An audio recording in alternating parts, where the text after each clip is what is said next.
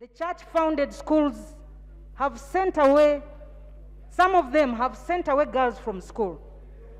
Right Honorable Speaker, no girl should be denied education. No girl should be denied a chance to be in school if she can be in school. His Excellency the President has also talked about this, Right Honorable Speaker. Our prayer, Right Honorable Speaker, is that these girls should be allowed to be in school.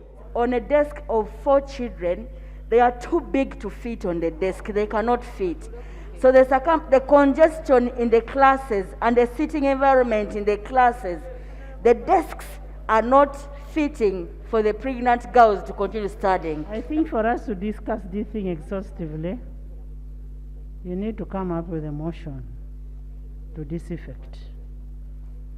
And then we look at it in depth. We cannot make a ruling now whether the church should allow the students, whether they should not. Of course, there is a pronouncement by the President that these girls should study.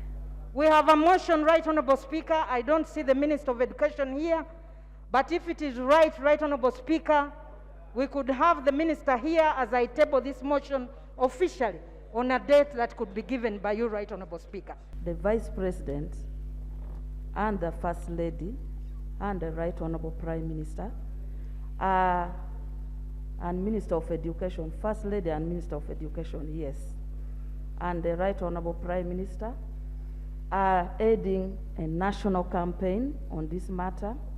The Ministry of Gender, Labor and Social Development is coordinating a multi-sectoral approach that has drawn a strategy on this matter, not only in the aspect of those who want to go to school, but there are those who now want to go for other option of skilling.